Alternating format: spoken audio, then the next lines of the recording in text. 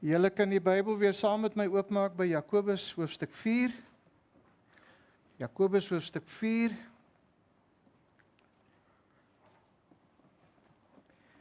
En ons gaan net 2 versies vanmôre lees en bestudeer.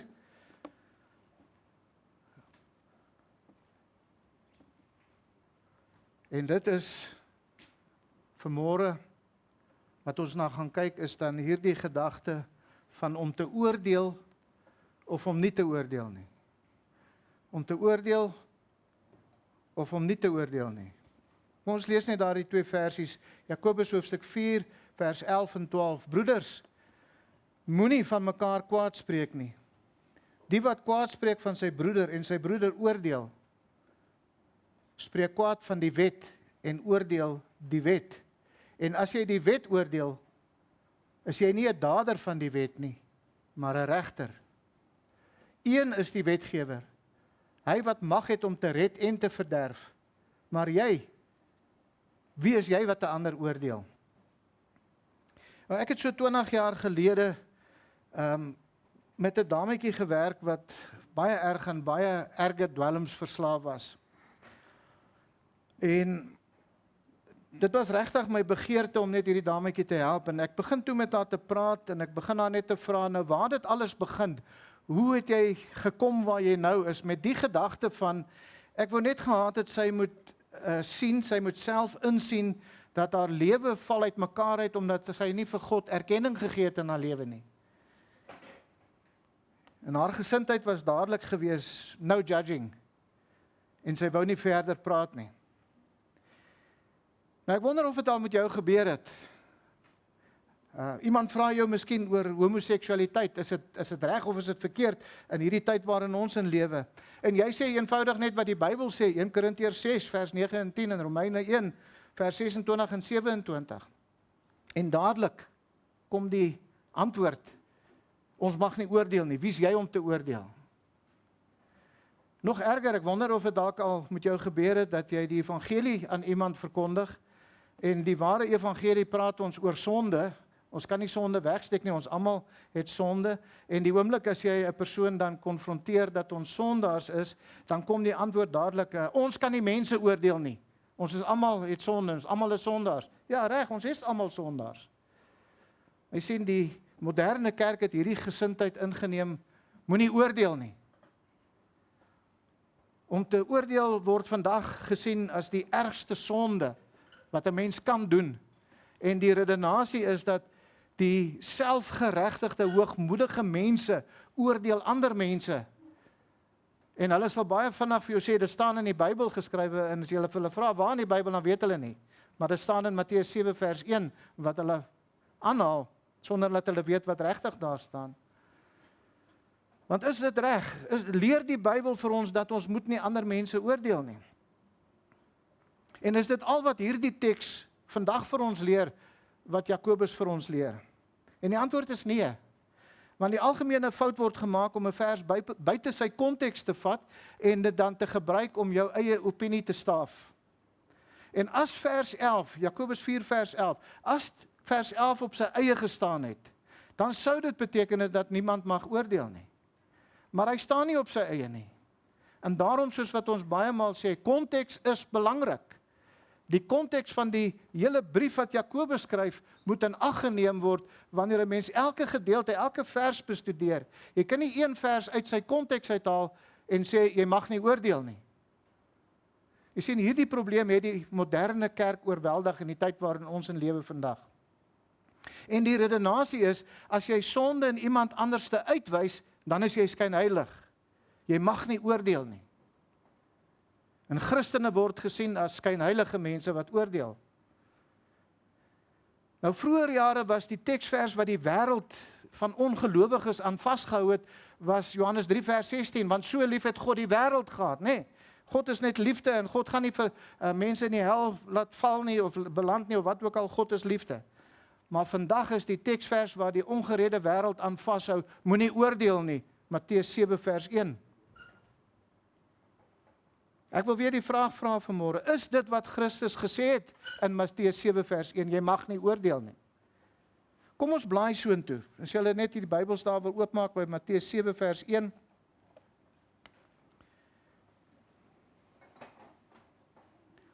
Matteus 7 vers 1. Christus is hier besig met die bergpredikasies, naby aan die einde van die bergpredikasie.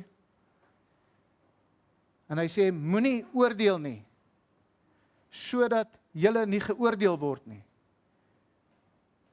En die moderne kerk stop net hier. Hulle sê, ja, sien, hier staan dit in die Bybel, jy mag nie oordeel nie, sodat jy nie geoordeel word nie. Maar wat is die konteks hier wat Christus mee besig is? Met wie praat Christus in hierdie gedeelte, in hierdie teks? Soos ek sê, dis die einde van die bergpredikasie, en wat Christus hier doen, die konteks daarvan is dat Christus waarsku teen skynheiligheid. Nou dat hy die karaktereienskap van die kind van God gegee het in die bergpredikasie, waarsku hy teen skynheiligheid. Kyk na vers 2, want met die oordeel waarmee julle geoordeel sal julle geoordeel word. En met die maat waarmee julle meet, sal weer vir julle gemeet word. En waarom sien jy die splinter in die oog van jou broeder, maar die balk in jou eie oog merk jy nie op nie? Of hoe sal jy vir jou broeder sê, laat my toe om die splinter uit jou oog uit te haal, en kyk, in jou eie oog is die balk. Jy sien, die skynheilige hou almal verantwoordelik op 'n standaard wat hoër is as die standaard wat vir hom geld.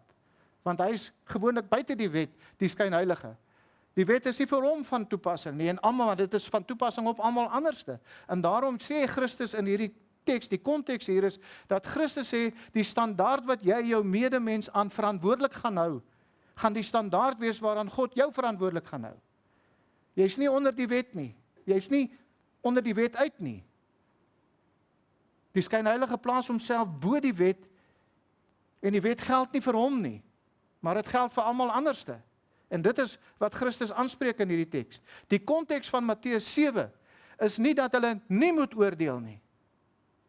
Die konteks is dat hulle juis die opdrag het om te oordeel. Kyk nou byvoorbeeld na vers 5, Matteus 7 vers 5. Sê Christus hier, geveinstes, haal eers die balk uit jou oog uit, en dan sal jy goed sien om die splinter uit die oog van jou broeder uit te haal. Jy sien, die opdrag wat Christus in Matteus 7 gee, is nie om nie te oordeel nie. Die opdrag is om reg te oordeel. Nie in skynheiligheid nie. As 'n mens nou verder gaan in vers 6, hoe gaan jy wat heilig is nie aan die honde gee, as jy nie geoordeel het wie die honde is nie?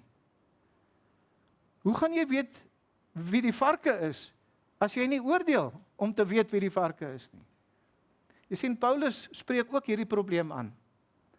En dit is 'n probleem wat ons vandag in die moderne kerke mee sit, en daarom, voordat ons by Jakobus kom, ons gaan nou by Jakobus terugkom, maar voordat ons daar kom, is daar eers 'n dwaallering wat ons moet aanspreek vanmôre. Want Jakobus spreek ook hierdie probleem aan in 1 Korintiërs hoofstuk 5. Blaai vir my na 1 Korintiërs hoofstuk 5 toe. Nou, dis 13 verse, en ons gaan net hierdie 13 verse deurlees. Kyk baie mooi in hierdie teks, en probeer om te tel, onderstreep dit in julle Bybel, hoeveel keer praat Paulus hier van oordeel. Hy sê, 'n mens hoor waarlik van hoerery onder julle, en hoerery van so 'n aard as wat selfs onder die heidene nie bekend is nie, dat iemand die vrou van sy vader het, en tog is julle opgeblaase, in plaas dat julle liewer getreur het, sodat hy wat hierdie daad gedoen het, kan verwyder word onder julle uit. Kom ons stop net daar. Hierdie gemeente is opgeblaase. Hulle is kwaad vir Paulus, omdat hy sê, hierdie persoon moet uit die gemeente uitgesit word, en Paulus gee die opdrag hier in hierdie gedeelte, hoofstuk 5 en hoofstuk 6, dat 'n persoon wat in aanhoudende sonde volhard, moet uit die gemeente uitgesit word. Jy moet kan oordeel voordat jy so iets kan doen. Vers 2, en tog is julle opgeblaas, in plaas dat julle liewer getreur het, sodat hy wat hierdie daad gedoen het, verwyder kan word onder julle uit. Want wat my betref, het ek liggaamlik afwesig, maar in die gees teenwoordig, alreeds besluit, asof ek teenwoordig was, om hom wat so iets gedoen het, in die naam van ons Here Jesus Christus, as julle vergader het, en my gees saam met die krag van ons Here Jesus Christus, om so iemand aan die Satan oor te lewer, tot verderf van die vlees, sodat die gees gered kan word, in die dag van die Here Jesus. Hoe doen 'n mens dit, as jy nie oordeel nie? Vers 6, julle roem is nie mooi nie. Weet julle nie dat 'n bietjie suurdeeg die hele deeg suur maak nie? Suiwer dan die ou suurdeeg uit, sodat julle 'n nuwe deeg kan wees, soos julle inderdaad ongesuurd is, want ook ons paaslam is vir ons geslag, naamlik Christus. Laat ons dan fees vier, nie met die ou suurdeeg of met die suurdeeg van ondeeg en boosheid nie, maar met die ongesuurde brode van reinheid en waarheid. Ek het julle in my brief geskrywe om nie met hoereerders om te gaan nie. Dit wil sê nie die hoereerders van hierdie wêreld, of die gierigaards, of die rowers, of die afgodedienaars in die algemeen nie, want dan sou julle uit hierdie wêreld moet uitgaan. Maar nou skryf ek aan julle om nie om te gaan met iemand wat, al staan hy as 'n broeder bekend, 'n hoereerder is, of 'n gierigaard, of 'n afgodedienaar, of 'n kwaadspreker, of 'n dronkaard, of 'n rower nie. Met so iemand moet julle selfs nie saam eet nie. Want waarom sou ek ook die wat buite is oordeel? Oordeel julle nie die wat binne is nie? Maar die wat buite is, oordeel God. Verwyder tog die slegte mense onder julle uit. En wanneer ons hierdie hoofstuk bestudeer, dan sien ons dat alles wat Paulus hier sê, het te doen met om sonde aan te spreek, om dit te identifiseer, met ander woorde, om dit te oordeel. En as 'n persoon hom nie wil bekeer van hulle sonde nie, het Christus self gesê in Matteus 18, wat ons baie goed ken, om so 'n persoon uit die gemeente uit te sit. En as jou broeder teen jou sondig, gaan bestraf hom, tussen jou en hom alleen. As hy na jou luister, dan het jy jou broeder gewin. Maar as hy nie luister nie, neem nog 1 of 2 met jou saam, sodat in die mond van 2 of 3 getuies elke woord kan vasstaan.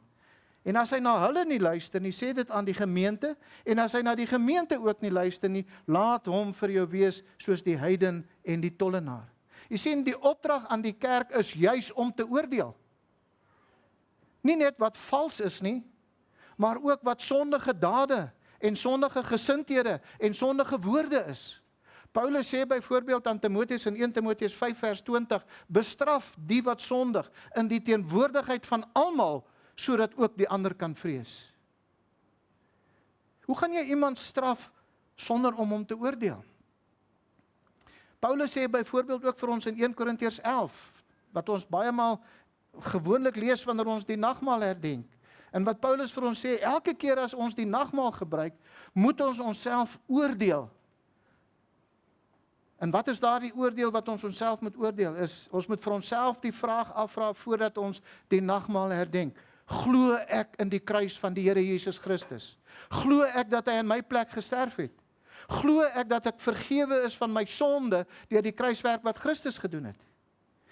En Paulus gaan verder in daardie gedeelte as hy sê, as ons onsself nie gaan oordeel nie, dan daarom is daar onder julle baie swakkes en sieklikes en 'n aantal het ontslaap, want as ons onsself beoordeel het, sou ons nie geoordeel word nie, maar as ons geoordeel word, word ons deur die Here getuigtig, sodat ons nie saam met die wêreld veroordeel mag word nie. En jy sien, hier sien ons die doel van die oordeel wat ons as 'n gemeente, as 'n kerk van Christus moet doen. Die Hebreërskrywer sê vir ons in hoofstuk 5 vers 14, dat vaste spys is vir volwassenes, wat geestesvermoëns besit om goed van kwaad te kan onderskei.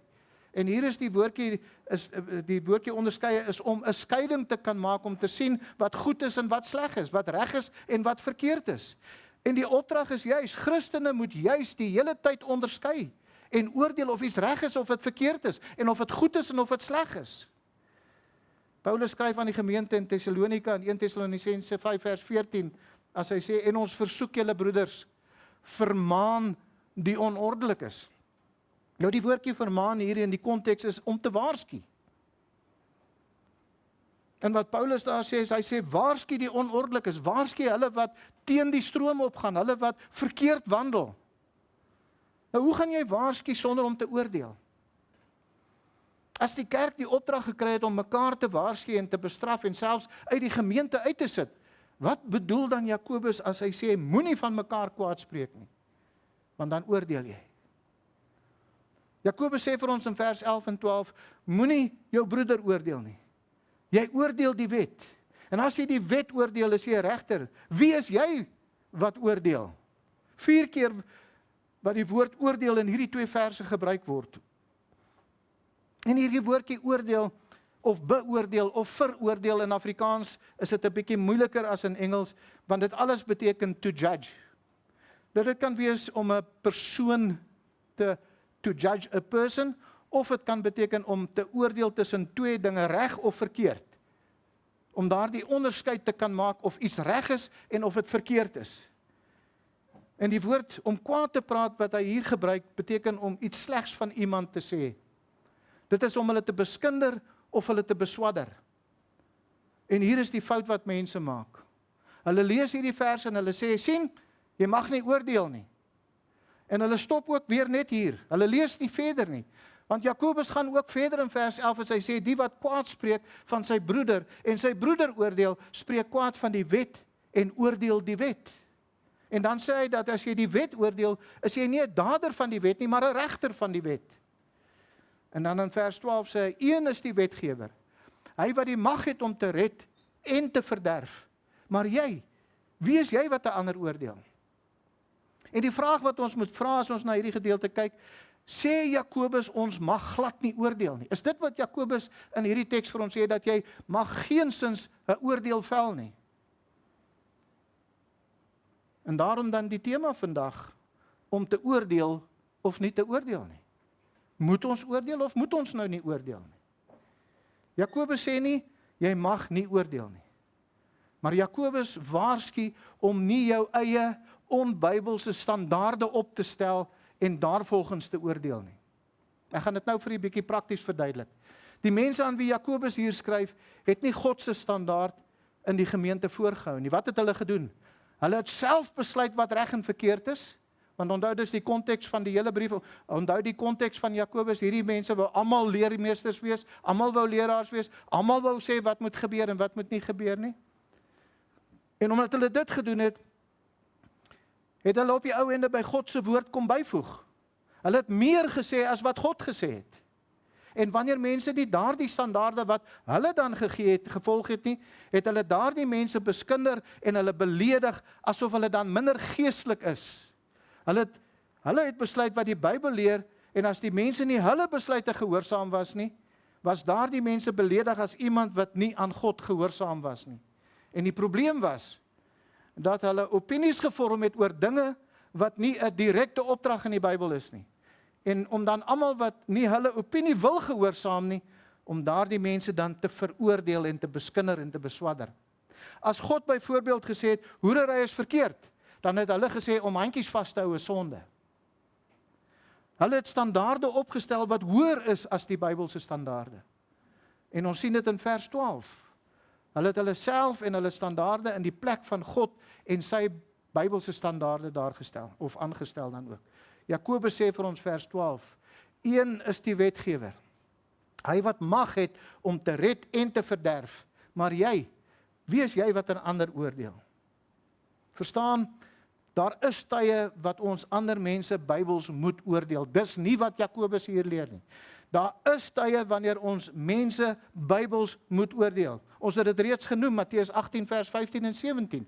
Maar Paulus sê ook vir Titus in Titus 3 vers 10, as 'n man wat partyskap verwek, of ander man wat partyskap verwek, moet jy jouself onttrek na die eerste en tweede vermaning. Met ander woorde, sonde moet aangespreek word. Om sonde aan te spreek, moet 'n mens oordeel. Maar hier in Jakobus 4 vers 11 en 12 is daar baie duidelik iets anders aan die gang. Jakobus sê nie dat ons nie mag oordeel nie, of nie moet oordeel nie. God is die wetgewer. Hy is die regter. En hierdie mense aan wie Jakobus skryf, probeer om God se troon en sy gesag oor te neem. Hulle was nie besig om God se standaard neer te lê en om dan die mense op te roep tot daardie standaard nie. Hulle was besig om hulle eie standaarde neer te lê, bo die wat die Bybel gee. Hulle wou nie gehad het dat, of hulle wou gehad het dat almal moet lewe soos wat hulle sê hulle moet lewe. Wat hulle sê was die wet in die gemeente gewees. En daardeur het hulle 'n funksie wat net aan God behoort, van God af weggevat en het aan hulle self toegeëien. Hulle wou regeer eerder as om God se wet te laat regeer. En as iemand nie volgens hulle reëls en hulle regulasies wou lewe nie, het hulle 'n swartsmeer aksie teen daardie persoon geloods. Ons sien dit in die kwaadpraat van vers 11. Hulle het sleg van mense begin praat, deur voor te gee dat die mense nie geskik is vir God se koninkryk nie. Hulle het hulle beswadder, hulle het afgepraat na hulle toe. En Jakobus sê basies presies dieselfde. Basies dieselfde as wat Christus in Matteus 7 gesê het. Julle moet oordeel, maar julle moet reg oordeel. Jakobus en Christus sê nie, jy mag nie oordeel nie. Maar wanneer jy oordeel, moet jy reg oordeel. So met ander woorde, Jakobus veroordeel die verkeerde hoogmoedige manier van oordeel in hierdie teks. Laat my dit so verduidelik. Die Bybel sê jy mag nie dronk word nie. So nou kom hierdie persoon wat op die verkeerde manier oordeel en hy sê, wel, alkohol maak dronk en jy mag geen alkohol inneem nie. So die sonde van om dit is sonde om hoesmedisyne te drink of self Kersfeeskoek te eet want daar is alkohol in dit. En as jy hoesmedisyne met alkohol drink, dan is jy 'n sondaar wat hel toe gaan. Jy sien, daardie persoon sê, God se wet is nie goed genoeg nie. En dan maak hy 'n wet wat hoër standaarde het as wat God se wet is. En wil almal wat nie aan daardie wet voldoen nie, dan veroordeel. Hy stel homself bo God aan en neem die plek van God in om 'n wet te maak en dit af te dwing. En dan almal wat oortree volgens sy wet te veroordeel en te verdoem. En dit is waarteen Jakobus waarsku in hierdie teks. Blaai gou vir my na Romeine 14 toe. Romeine 14 vers 1. Romeine 14 vers 1 vir 'n Bybelse illustrasie van hierdie manier waarop hierdie mense geoordeel het. Paulus skryf hier aan 'n gemeente wat Jode sowel as heidene gehad het, wat onlangs nog tot bekering gekom het. Hulle was onlangs gered en sommige was sterk in die geloof gewees, ander was nog swak in die geloof gewees. Kyk aan vers 1. En neem hom aan wat swak is in die geloof, nie om oor sy gevoelens te oordeel nie. Ons sal nou verder gaan. Kom ons stop net by daardie versie. Vir hulle was die Jode wat was onlangs nog uit Judaïsme uitgekom het en hulle het nog gesukkel om oornag hulle streng wettiese godsdienstigheid te laat vaar. Ons moet onthou dat hierdie Jode het groot geword. Hulle is gebore onder Judaïsme, wat daai streng wette moes onderhou. Elke Saterdag moes hulle die Sabbat onderhou. En toe hulle nou uit die Judaïsme uit in die Christendom in, en dit was vir hulle moeilik geweest om not skielik, soos wat ons sê, cold turkey net te stop en nie meer die Sabbat te onderhou nie. En daarom wou hulle gehad het dat almal in die gemeente moes ook die Sabbat onderhou, ten spyte van die feit dat dit nie in die Nuwe Testament vereis word nie. Dieselfde met die heidene wat saam met hulle in die gemeentes was, in die gemeente van Rome, wat onlangs nog uit afgodediens gekom het gesukkel wanneer iemand afgodevleis eet. En daarom wou hulle almal dwing om vegetariërs te word, ten spyte van die feit dat daar nie regtig 'n probleem is om vleis te eet wat aan afgode geoffer is nie, omdat daar niks geestelik aan is nie. Soos byvoorbeeld, as jy gaan in die winkel en jy wil 'n vleispakkie gaan koop en almal het die halal teken op en jy dink, ek kan hierdie vleis eet nie, dit is aan afgode geoffer. Wat Paulus sê, daar's nie regtig iets daaraan nie. So moenie almal dwing om 'n wet te maak wat jy vir jouself gemaak het en daardie wet gehoorsaam nie. Kyk wat sê Paulus nou vir die sterker gelowiges in vers 1, 14 vers 1. En neem hom aan wat swak is in die geloof, nie om oor sy gevoelens te oordeel nie. Die 2020 vertaling sê, aanvaar hulle sonder om oor verskille te argumenteer. En ek voel, dis nie vir my 'n baie mooi, goeie vertaling nie. Ek dink die NASB is dalk 'n beter vertaling wat sê, now accept the one who is weak in faith, but not for the purpose of passing judgment on his opinions. Dit gaan oor opinies hierso. Daardie dinge wat nie 'n swart op wit opdrag in die Bybel is nie. Wys vir my byvoorbeeld, waar staan dit in die Bybel dat iemand wat preek moet 'n swart pak en 'n wit das aan hê? Paulus sê dieselfde hier as wat Jakobus sê. Die persoon wat sy opinie verhoog tot 'n wet en dan almal wat nie dieselfde glo nie te verdoem, is besig om God se wet te breek en is besig om hulle self te verhoog as God. Dis die les wat Jakobus vir ons leer. Jakobus gee vir ons 3 redes waarom ons moet ophou met daardie soort onbybelse oordeel. 3 redes hoekom ons moet ophou daarmee. Die eerste ene is hierdie soort veroordeling of hierdie soort veroordeling en skindery breek God se wet. Die tweede ene is hierdie soort veroordeling verhoog diself bo kan die wet. En die derde ene is hierdie soort veroordeling neem onregmatig God se plek oor. Dis die les wat Jakobus vir ons leer. Jakobus sê nie, Ons mag nie oordeel nie. Jakobus sê dieselfde wat Christus is. Die kerk moet haarself rein hou. Daarvoor gaan dit nodig wees om te oordeel, om te weet wat reg is en wat verkeerd is en om die bruid van Christus rein en heilig te hou. En daarom sien ons dan wat Jakobus vir ons hier leer in die eerste plek is, hierdie soort veroordeling en skindery breek God se wet. Vers 11. Broeders, moenie van mekaar kwaad spreek nie. Hy gee 'n opdrag. Dis in die imperatief geskryf, dis 'n bevel. Die persoon wat kwaad spreek van sy broeder is besig om teen God se wet te gaan. Hy's besig om God se wet te oortree. En dit volg nou natuurlik op die vegtery en die oorloë van vers 1 wat ons alreeds in Jakobus gaan terug daarna Jakobus toe. Jakobus 4 vers 1. Het ons gelees, waarvandaan kom oorloë en vegtery onder julle? Kom hulle nie hiervandaan van julle welleste wat in julle lede te stryd voer nie? Julle begeer en julle het nie, julle pleeg moord en is nahuiwerig en julle kan niks verkry nie, julle veg en maak oorlog en julle het nie omdat julle nie bid nie. Julle bid en julle ontvang nie omdat julle verkeerd bid om dit in julle welleste deur te bring. Egbrekers en egbreeksters en so gaan hy aan. Jy sien Jakobus se lesers het onder mekaar geargumenteer oor wie die belangrikste plekke in die gemeente gaan kry. Wie die mees prominente in die gemeente gaan wees, wie die leraars van die gemeente gaan wees. Hulle het hulle opinies gegee eerder as om gou te wees om te hoor en hulle was stadig om te praat. Hulle het hulle opinies gegee eerder as om gou te wees om te hoor en stadig om te praat. Volgens hoofstuk 3 vers 16 het hulle selfsugtige afguns gehad. Hulle wou die belangrikste wees. Hulle het nie hulle tonge in toom gehou nie, volgens hoofstuk 1 vers 26. Hulle was selfgeregtig en veroordelend wat mekaar beswadder het. Vers 11 en 12 is nie onverwags in hierdie teks ingebring nie. Want onthou, almal wou leermeesters wees. Kom ek verduidelik dit vir julle in 'n illustrasie. Ek weet dit is bietjie moeilik tegnies om dit te verstaan. Maar ek wil dit vir julle so verduidelik. Dis iets wat letterlik met my gebeur het. Een persoon kom by 'n ander persoon en hy sê vir hom, "Het jy gesien? Die pastoor het vir hom 'n Mercedes gekoop." En dadelik word die pastoor as geldgierig of spandabelrig bestempel. En sy goeie naam kom in gedrang. En hy het dalk die voertuig by 'n familielid gekry of hy het dit dalk teen 'n baie goeie billike prys gekry wat vir hom bekostigbaar was. Maar jy sien, hulle weet niks daarvan nie. Maar deur 'n onsinnige opmerking een persoon teenoor 'n ander persoon te maak, word daar 'n wolk oor die integriteit van die pastoor se karakter gebring. En die rede daarvoor is want iemand het 'n nuwe wet gemaak. En daardie nuwe wet is, pastore mag nie Duitse voertuie ry nie.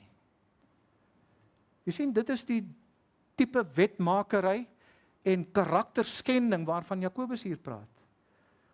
Hulle wou elkeen prominent in die gemeente wees en elkeen wou voorskryf wat reg en wat verkeerd is. Hulle wou die wet neerlê en dan die mense wat daardie wet oortree wou hulle dan beledig het. Jakobus sê, broeders, dit is 'n oortreding van God se wet. Jy moet jou naaste lief hê soos jouself om kwaad te spreek van jou broeder. Die woord wat Jakobus hier gebruik verwys na om af te praat tot jou medebroeder. Kwaad te spreek teenoor jou broeder is om af te praat, om neerhalend te wees teenoor hom.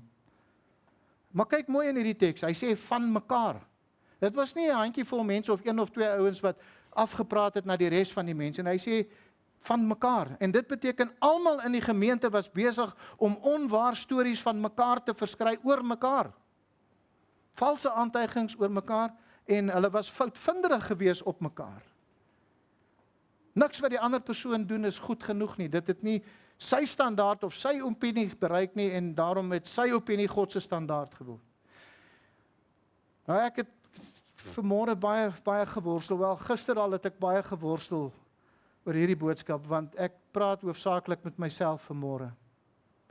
Want ek kan werklik waar vir ons sê, en ek kan die vraag vra, of die stelling maak, jy het miskien al dit self ook gedoen. En ek wil dit waag om te sê, ons almal het dit al gedoen, en ons almal doen dit. Iemand tree nie op soos wat ons dink hulle moet optree nie. En jy het nie vrymoedigheid om met daardie persoon te gaan praat nie. Maar jy wil tog meer geestelik en geestelik meer belangrik as hy voorkom. So al wat jy doen is jy gaan laat val 'n woordjie of twee by iemand anderste wat daardie persoon se geestelikheid onder verdenking bring. Jy beswadder hom. Jy maak dit klink asof God se standaarde oortree is, maar nie eintlik jou eie standaarde nie, maar eintlik is dit jou eie standaarde. En dat daai persoon nou so sleg is, want hy het God se standaarde oortree, wat eintlik jou standaarde is. Jakobus sê om sleg te praat van mekaar wanneer iemand nie jou standaard van heiligheid is nie, moet stopgesit word, omdat dit God se wet verbreek. Maar tweedens, hierdie soort veroordeling verhoog die self bokant die wet. Dit verhoog jouself, dit maak jouself dat jy hoër is as die wet. En dit is ook 'n manier van dink wat uit 'n gemeente uitgegooi moet word. Vers 11 sê baie duidelik, broeders, moenie van mekaar kwaad spreek nie. Die wat kwaad spreek van sy broeder en sy broeder oordeel, spreek kwaad van die wet en oordeel die wet. En as jy die wet oordeel, is jy nie 'n dader van die wet nie, maar 'n regter.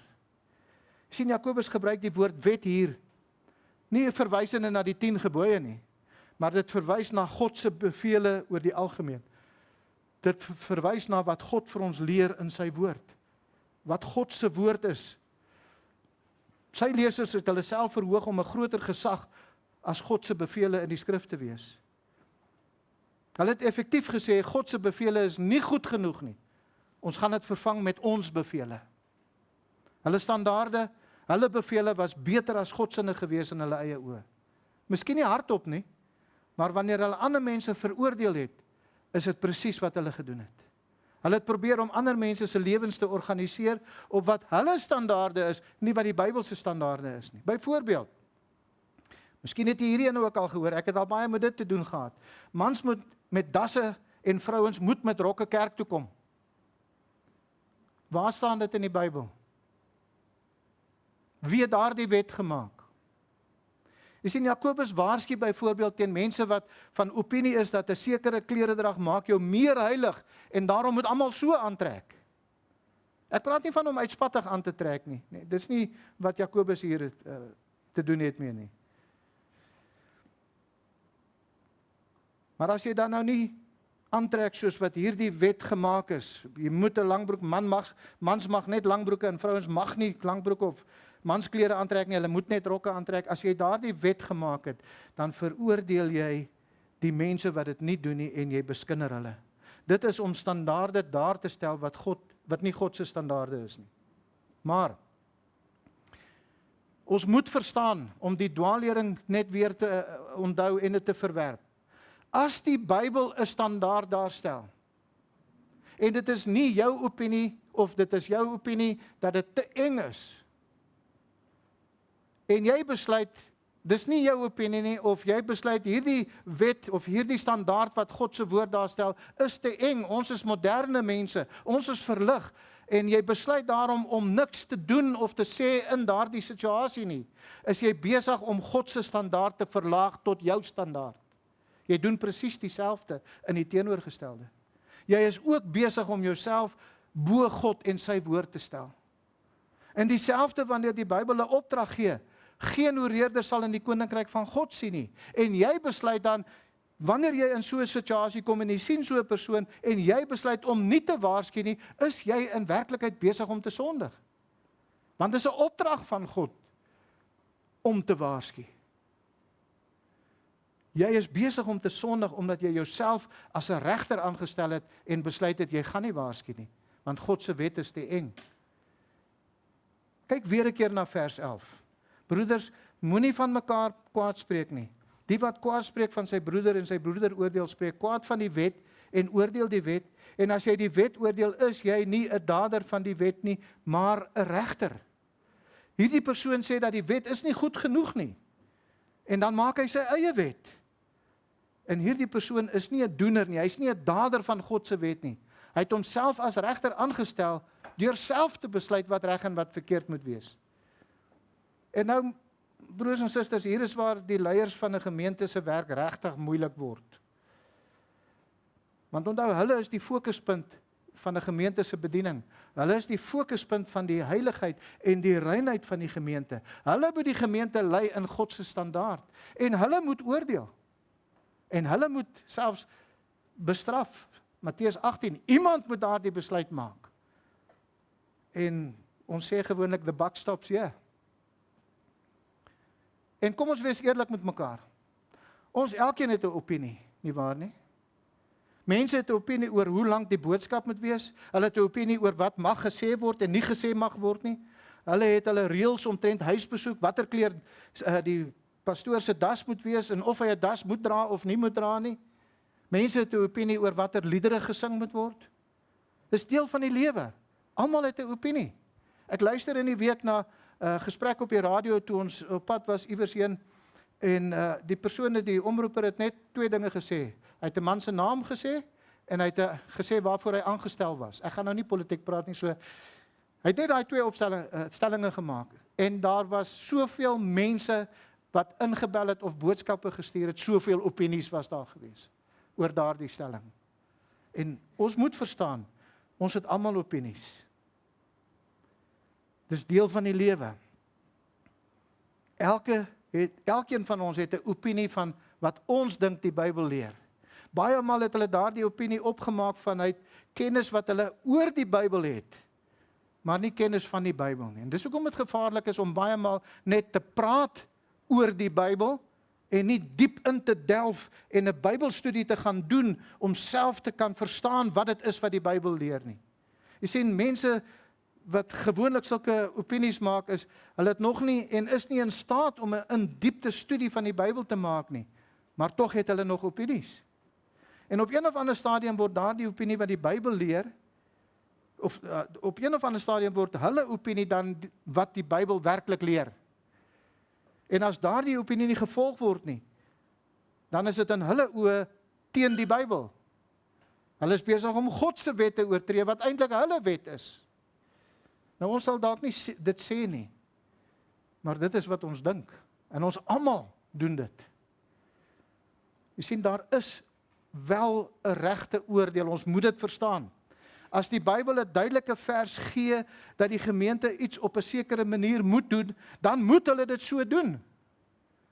Maar ons persoonlike afleidings en toepassings het nie dieselfde gesag as God se woord nie. Wanneer ons byvoorbeeld 'n boodskap voorberei of baie meer wanneer ons betrokke raak in berading en ons wil mense help soos wat ek en hierdie jong dame wou gehelp het waar ek mee begin het, die storie wat ek mee begin het. Wanneer ons in daardie berading betrokke raak, dan sien ons God se opdrag. As ons nou maar dink in haar lewe is, wel, waar staan dit in die Bybel, jy mag nie dwelms gebruik nie. Maar mag jy dwelms gebruik? Die Bybel sê ook, ons liggaam is 'n tempel van God, en ons mag nie die tempel van God beskadig nie. So wanneer ons dan in berading kom, dan sien ons wat God se woord leer oor daardie onderwerp, wat hierdie persoon dan worstel mee in hulle lewe. En dan kyk ons vir maniere waarop dit van toepassing in individuele lewens is. Maar wat ons moet verstaan is, dit is net 'n opinie van hoe om God se bevele in ons lewens toe te pas. Ons toepassing is nie God geïnspireer nie. Dit het nie goddelike gesag nie. Die een kan dink dat hierdie is 'n goeie toepassing in daardie situasie, maar die ander ene kan dink dat nee, hierdie toepassing is 'n beter toepassing in daardie situasie. En daaroor mag ons verskil, want dit is nie God geïnspireerd nie, dit is nie God se woord nie, dit is ons toepassing van hoe om God se woord te gebruik, en ons mag verskil daaroor. Maar ons mag nie verskil oor fundamentele waarhede van God se woord nie. Wanneer die woord van God sê, jy is besig om egbreek te pleeg, en jy sê, wel, kom ons onderhandel daaroor. Daar is nie onderhandeling nie. Dit is of bekeer of sterf, want dis wat God se woord leer. Ons kan volgens die skrif oordeel, of ons kan volgens die opinie oordeel, en die twee moet baie ver van mekaar gehou word. Elke keer wat jy jou opinie bo kan die woord van God plaas, het jy 'n ernstige probleem. Jy impliseer dat God se woord nie genoegsaam is nie. Vers 11 sê, hy wat sy broeder oordeel, spreek kwaad van die wet en oordeel die wet. En dit is om te sê, dit is wat die woord van God sê, maar dis nie goed genoeg nie. Laat ek vir jou wys wat God moes gesê het. In daardie geval is jy nie meer 'n dader van die wet nie, maar is 'n regter van die wet. Jy het jouself verhoog as 'n regter van God se woord, en nie 'n dader van sy woord nie. En dit is absoluut ondenkbaar. Ons is slawe aan God se woord. Nie andersom nie. Ons is 'n kind voor die onderwyser, nie 'n professor voor die klas nie. Ons onderwerp ons aan God se woord. Ons voeg nie by God se woord of neem weg van God se woord nie. So Jakobus sê eerstens dat om sleg te praat van mekaar moet gestop word, want dit is 'n verbreeking van God se wet. Maar tweedens sê hy, om ander mense in die gemeente te veroordeel gebaseer op ons eie opinies, is om onsself te verhoog en as regters aan te stel oor God se woord. Dit moet ook gestop word. En dit bring ons nou by die derde rede. En die derde rede is hierdie soort veroordeling neem onregmatig God se plek oor. Dit neem God se plek onregmatig oor. En ons sien dit in vers 12. Een is die wetgewer, hy wat mag het om te red en te verderf. Maar jy, wie is jy wat 'n ander oordeel? Om te oordeel vanuit persoonlike opinie is om die plek van God, die wetgewer, oor te neem. Die gedagte hier is om God se plek met geweld te neem. Byvoorbeeld, 'n prins kan sy vader se troon oorneem deur sy pa dood te maak, en dit het baie in die Ou Testament gebeur. En sy plek as koning dan oorneem met geweld. Maar dit is nog nie eintlik die tyd om dat daardie prins die troon van sy vader kan kry nie. Hy kan dit nog nie oorneem nie. Hy moet eintlik wag totdat sy pa sterf en dit aan hom oorgee. Maar wat Jakobus se lesers gedoen het is, hulle was besig om 'n troon met geweld oor te neem. En dit was God se troon wat hulle met geweld probeer oorneem het. Jakobus sê daar is net een wetgewer en regter. Nou om te verwag dat ander mense volgens ons opinie en standaarde moet lewe, is om die gesag van God te wil oorneem. Jakobus sê lesers wou gehad het dat daar 2 wetgewers en 2 regters moes gewees het. In hulle oë het God hulp nodig gehad. Hulle denke was dat God kon hulle maar los, hulle sal alles hanteer, hulle weet hoe om dit te doen. Hulle het gedink dat hulle opinie goddelike goedkeuring weggedra het. Wat daarom gehoorsaam moes gewees het, want dit is eintlik God se wet, maar eintlik is dit hulle wet. Hulle sou dit ook nie hardop sê nie. En ons sal dit nie hardop sê nie. Maar aan die einde van die dag is dit wat ons doen. Dit is hoe ons dink. En ons moet versigtig wees wanneer ons krities van ander mense praat. Want daar mag dalk wel 'n Bybelse kwessie wees wat Bybels aangespreek moet word. Maar in die meerderheid van gevalle is dit net gevalle van opinies en voorkeure. Daar is net een persoon wat die gesag het as wetgewer en regter, en dit is God. Soos wat ons sien hier in vers 12. Let op die kwalifikasie in vers 12. Hy wat mag het om te red en te verderf. Wel, natuurlik sluit dit almal van ons uit, nie. Nie een van ons het die mag om te red of te verderf nie. Maar wie is jy wat 'n ander oordeel? Ons het dalk die vermoë om te vernietig, maar dis net God wat kan red. Ons het nie daardie soort krag nie. Ons het ook nie die krag om iemand hel toe te stuur nie, nie waar nie? Dis wat die woord verderf na heen verwys, is die hel. En wat dit op neerkom is dat ons nie die krag het om te red of te vernietig nie. Ons is nie die regter nie. As jy nie kan doen wat 'n regter kan doen nie, dan logies, jy is nie die regter nie. Paulus illustreer byvoorbeeld hierdie kwessie van om te oordeel wanneer ons nie behoort te oordeel nie in 1 Korintiërs hoofstuk 4 en julle kan soontoe blaai as julle wil. Daar is tye wanneer ons moet oordeel. Dan moet ons Bybels oordeel teen valse leringe. Maar daar is tye wanneer ons oordeel wanneer ons nie moet oordeel nie. En een van daardie geleenthede is wanneer ons motiewe probeer oordeel, wanneer ons iemand se motief begin beoordeel. En Paulus reageer teenoor onbybelse kritiek in 1 Korintiërs hoofstuk 4 van die Korintiese kerk. En hulle het hom gekritiseer en veroordeel dat hy was kort en hy was 'n lelike mannetjie gewees en hy was nie goed genoeg hy kon nie goed praat nie. En hulle het 'n hele lys van dinge gehad waarmee hulle ontevrede was oor hom. En meer as dit, hulle het probeer om die motiewe van Paulus se hart te beoordeel. Iets wat ons nie kan doen nie, omdat ons net die uiterlike kan raak sien, nie die innerlike nie. Maar ons moet verstaan dat God kan motiewe beoordeel. Hy alleen kan motiewe beoordeel. En daarom is die konteks dat net die alsiende God kan die motiewe van die mens beoordeel, nie die Korintiërs nie, nie eens ons nie. En ons moet ophou om te probeer om God se werk te doen. 1 Korintiërs 4 vers 1 en 2 is waar Paulus sê, ja, ons moet betroubaar wees. Daar is 'n standaard waaraan ons moet voldoen, en dit is waar, daar is 'n standaard waaraan ons moet voldoen, ons moet oordeel. Maar vers 3, maar vir my beteken dit baie min of ek deur julle of deur 'n menslike regbank beoordeel word. Ja, ek beoordeel myself nie eens nie, want ek is my van geen ding bewus nie. En dit beteken nie dat Paulus nie sy eie lewe ondersoek het vir sonde nie. Maar hy het hom nie vrygespreek. Paulus het nie homself vrygespreek van skuld as hy nie iets gekry het nie. Want hy het geweet dat watter oordeling hy van sy eie lewe gaan doen, dit is eensydig wanneer dit by sy eie sonde kom. En daarom sê hy, of dit nou julle is wat my ondersoek, of 'n menslike hof, of selfs ek wat myself ondersoek, dit gaan nie regtig waarde hê nie, want daar is in werklikheid net een regter. Kyk na vers 4. Maar vir my beteken dit baie min of ek deur julle of deur 'n menslike regbank beoordeel word. Ja, ek beoordeel myself nie eens nie, want ek is my van geen ding bewus nie. Daardeur is ek egter nie geregverdig nie, maar hy wat my beoordeel is die Here. Hy is die regter. Let nou op in vers 5, 1 Korintiërs 4 vers 5. Daarom moet julle nie voor die tyd oordeel voordat die Here kom nie. Wat die verborgde dinge van die duisternis in die lig sal bring en die bedoelinge van die harte openbaar sal maak, en dan sal elkeen lof van God ontvang. Sien, die Korintiërs het vir Paulus gekritiseer en fout gevind met elke woord wat hy sê, alles wat hy gedoen het, en hulle het self sy motiewe veroordeel. En Paulus sê vir hulle, dit is nie julle werk nie, dit is nie 'n vermoë wat julle besit nie.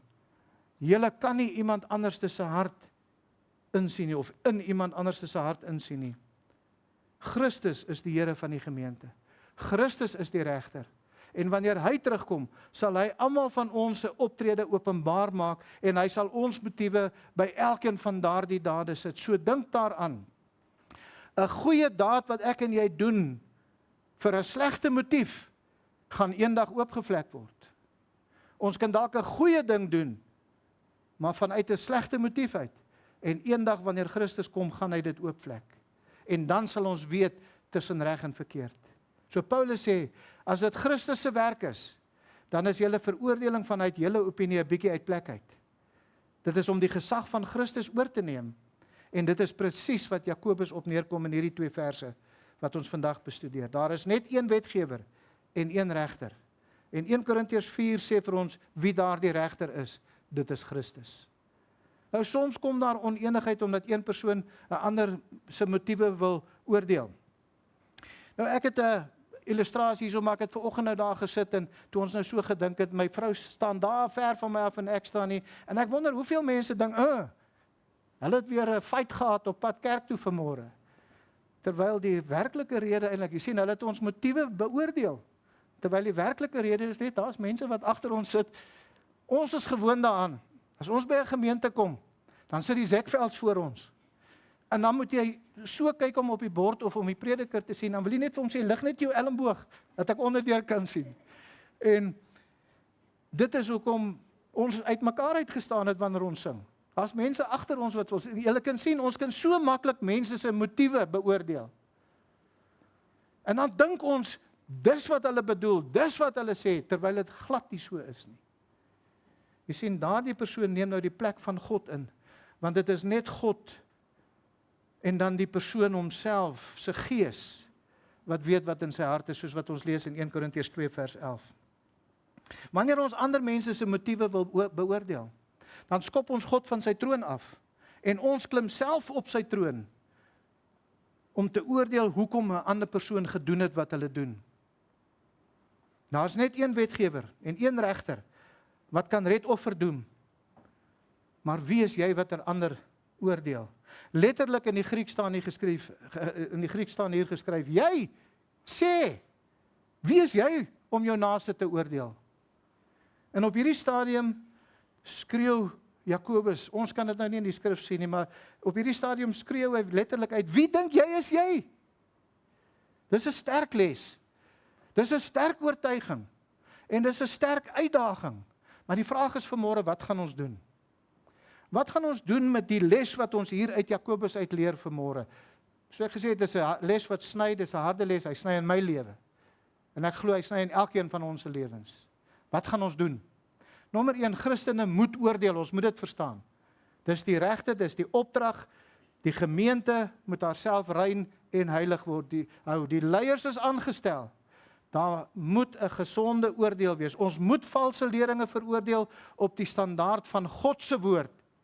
Ons moet dit verwerp en die mense wat dit verkondig moet ook verwerp word.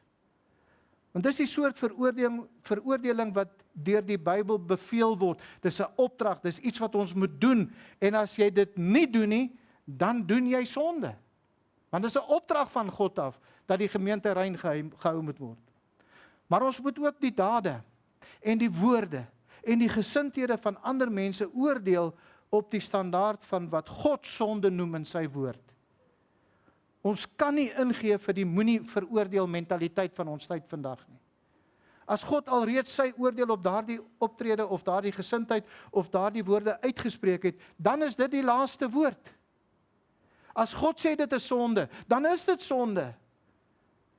En ons moet God se woorde herhaal. Dis sonde. As God sê leuns is sonde, dan veroordeel jy nie iemand wat leuns vertel het nie. Jy sê eenvoudig net vir hulle wat God reeds gesê het. Dit is ook die regte soort oordeel. En as jy nie hierdie soort oordeel doen nie, is jy ook besig om sonde te doen. Maar aan die ander kant, moet Christene nie oordeel nie. So ons het nou gehoor, ons moet oordeel, maar ons moet nie oordeel nie. Daarom die tema, oordeel, om te oordeel, of om nie te oordeel nie.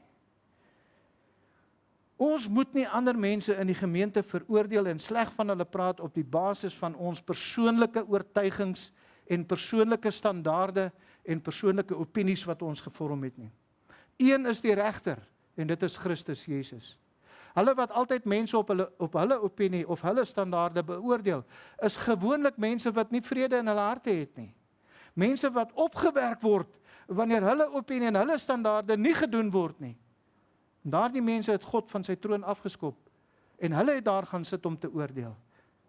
En hulle behoort nie daar nie. Dis nie hulle plek nie. Dis nie hulle werk nie. Die werk is te groot vir hulle om te hanteer.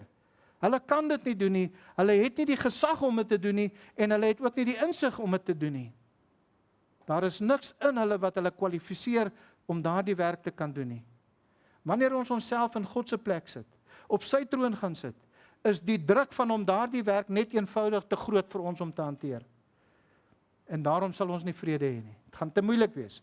Ons sal altyd onder stres wees en ons sal gestres wees en ons sal nie die situasie kan hanteer nie. Maar wat ons vanmôre kan leer is daar's 'n baie positiewe voordeel in Jakobus 4 vers 11 en 12. Daar's 'n baie positiewe voordeel om dit uit te leef op twee vlakke en beide daai vlakke is 'n groot voordeel vir die gemeente en 'n groot voordeel vir ons persoonlike lewe. Want niemand gaan beklei oor 'n daskwessie of die musiekkwessie of oor hulle opinies wat hulle het. Want ons sal verstaan dat dit 'n persoonlike voorkeur kwessie sal wees en dit reg sal wees om te sê hier is wat ek verkies, dis wat jy kies, maar hier is wat ek verkies. En die realiteit is ons sal verstaan, God stel ouderlinge aan en hulle maak die besluite en dit is dit. Dit is 'n persoonlike keuse. Ons het nie nodig om opgewerk te word daaroor nie. Hulle sal meer vrede in hulle lewe hê. Dis die voordeel wat ons daarin het. Maar as ons nie Jakobus 4 vers 11 tot 12 toepas in die gemeente nie, sal ons 'n gebrek aan vrede hê, maar ons sal ook nie vrede in ons eie harte hê nie. Laat God die regter wees en julle sal baie meer vrede op aarde hê. Julle sal baie minder stryd en kritiek hê en julle sal baie meer goedhartigheid aan mense bewys. Julle sal goed wees teenoor mense. Dis 'n verskriklike wonderlike teks met 'n wonderlike les wat ons vanmôre bestudeer het. Ons moet Bybels oordeel, ons moet nie onbybels oordeel nie. Om ons vraag te beantwoord, om te oordeel of nie te oordeel nie, die antwoord is, ons moet Bybels oordeel. Ons moet nie onbybels oordeel nie. Kom ons bid saam. Vader, baie dankie vir die liefde en die genade, dankie vir die woord, en dankie Here dat ons kan ervaar hoe u woord in onsself en ons eie lewe insny en dat ons iets leer hieruit vandag. Kosbare teks, kosbare les, maar dit is geweldig moeilik, want U het self gesê, die vlees is gewillig, maar die gees is gewillig, maar die vlees is swak. En ons besef, Here, ons almal struikel, ons almal worstel met hierdie gedagte, Here. En daarom wil ons bid dat U Gees in ons harte sal werk, en dat ons werklik sal moeite doen om hierdie woord gehoorsaam aan te wees, om te verstaan, Here, dat daar is tye wat U vir ons sê, wat ons moet oordeel, maar wanneer ons oordeel, Here, dat ons seker sal maak, dat ons op 'n Bybelse, regte manier oordeel. Dat dit altyd sal gaan oor wat U standaard is, wat U woord vir ons leer, en dat dit altyd ten doel sal hê om die liggaam van Christus, die bruid van Christus, rein en heilig te hou. Soos Paulus gesê het, dat hy jaloers oor die Korintiërs is, kan ons sê, Here, ons is jaloers oor Houtkruis, omdat ons wil hê dat elke een van ons as 'n reine maagd aan Christus voorgestel moet word. Daarom wil ons bid, Here, dat ons nie net as leiers nie, maar as 'n gemeente almal sal saamwerk, dat ons daardie doel sal bereik, om eendag wanneer Christus terugkom, as 'n reine maagd voor hom sal staan. Dankie vir die Heilige Gees wat U vir ons gee om ons te lei, en ons te leer, en ook vir ons om die krag en die insig te gee, om vir ons bewus te maak van wanneer ons U wet oortree, en dat ons gou sal wees om reg te maak, volgens U standaard, Here. Ons loof U daarvoor in Jesus naam. Amen.